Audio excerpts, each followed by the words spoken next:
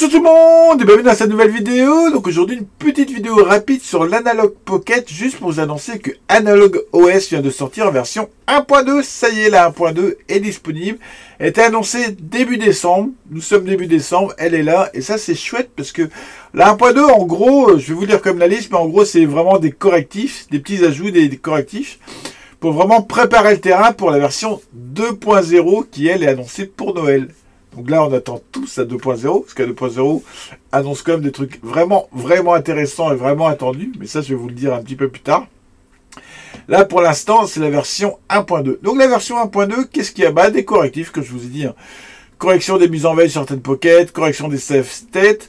Donc l'ajout d'un docket display. Alors ça, je ne sais pas trop ce que c'est. Il faudra vraiment regarder un peu plus en détail. Quelques correctifs. Tanoloop, je ne l'utilise pas.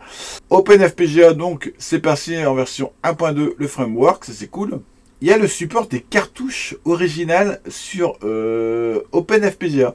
Voilà, le support des adaptateurs cartouches. Je sais pas trop qu'est-ce que ça peut amener. Donc par exemple avec le corps GBA d'OpenFPGA, on pourra lire les cartouches GBA. Voilà. Après, je sais pas trop pourquoi. Alors est-ce que c'est pas pour les ajouts spécifiques, mais s'il y a les cartouches, on peut utiliser les corps analogues. Donc pourquoi utiliser les corps OpenFPGA? Je sais pas trop qu'est-ce que ça vous a apporté. Voilà, c'est un plus, on sait pas trop. Donc support de l'audio des cartouches. Là pareil, je sais pas trop pourquoi. Alors est-ce que je ne sais pas, parce que s'il y a la cartouche, il y a le corps Analog Pocket. Donc je sais pas trop. Je sais pas qu'est-ce que ça pourra apporter. Est-ce que ça pourra apporter la grosse bidouille par les ports cartouches? Je ne sais pas trop. Pour l'instant, franchement, je ne sais pas trop. Donc ensuite l'APF, donc ça c'est pour le dev, différentes choses. Et le dock. Donc ajout de la manette Neo Geo de chez 8BitDo. Ajout microcontrôleur. Un microcontrôleur, je ne sais pas si c'est les mini manettes ou si c'est le clavier. Faut que je regarde. Ajout de l'USB pour PC Engine, Turbo Mini. Ah oui, les mini. Ok, j'avais pas tilté tout à l'heure que j'ai lu. Ok, c'est vrai que la PC Engine Mini est sortie et donc il y a l'ajout des manettes. Ah, c'est pas mal ça. Correction des manettes PS5, correction des manettes Xbox et Stadia.